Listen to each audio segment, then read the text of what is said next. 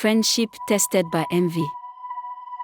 Amaka and Yemisi had been best friends since their early days in primary school. They shared everything: notes, clothes, secrets, and even their dream of someday becoming famous influencers. But all of that began to change when Dami, the tall, dark, and charming new boy in school, walked into their lives. Dami was the definition of perfect. A talented basketball player with an infectious smile and a voice smooth enough to make any girl swoon, he instantly became the crush of half the school. Yemisi was the first to notice him during morning assembly. She nudged Amaka, whispering, "He's definitely my type. Don't even think about it." Amaka laughed, brushing it off. "He's not even that cute," she said, though her lingering gaze betrayed her words. What Yemisi didn't know was that Dami had noticed Amaka during lunch the same day. He approached her while she was seated in the cafeteria, casually sketching in her notebook. "Nice drawing," he said, flashing that dazzling smile. Amaka, caught off guard, mumbled a thank you. Their conversation quickly turned into a flirtatious exchange, and by the end of it, Dami had her number. When Yemisi found out later that evening, thanks to a chat group screenshot circulating among their classmates, she was furious. When Yemisi found out later that evening, thanks to a chat group screenshot circulating among their classmates, she was furious. When Yemisi found out later that evening, thanks to a chat group screenshot circulating among their classmates, she was furious. "You knew I liked him," she yelled at Amaka over the phone. "And you told me you didn't care about boys like that," Amaka shot back. "How was I supposed to know you'd be territorial about someone you've never even spoken to?"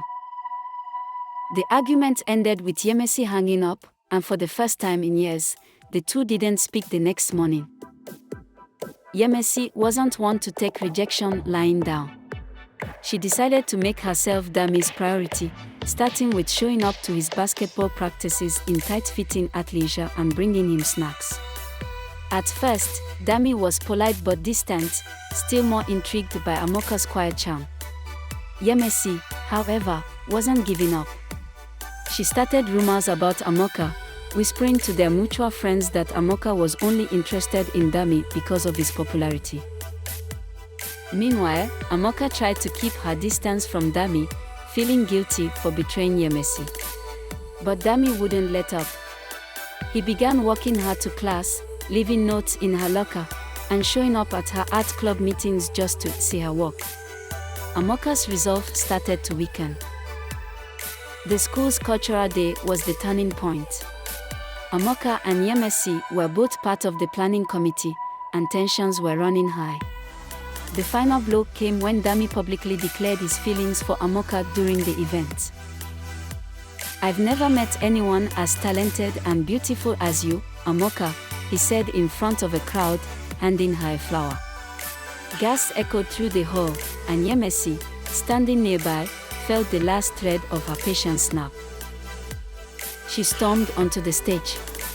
"Are you serious, Amaka? You knew I liked him, and you still went after him," she shouted. The crowd fell silent, eyes darting between the two girls. "Maybe if you'd stopped pretending to be someone you're not, he'd have noticed you instead," Amaka retorted, her voice shaking with anger. Yemisi, enraged, shoved Amaka, and the two girls began a dramatic scuffle right there on stage. Teachers intervened, dragging them apart, but the damage was done. Videos of the fight went viral within minutes. Yemisi and Amaka avoided each other, and their mutual friends were forced to pick sides. Dami, tired of the drama, stopped speaking to both girls.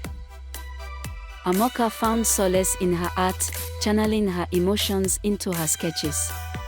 Yemisi, on the other hand, buried herself in school activities, trying to regain her reputation. It wasn't until their principal forced them into a resolution meeting that they began to talk again. Tears were shed, apologies exchanged, and though things were far from perfect, they agreed to rebuild their friendship.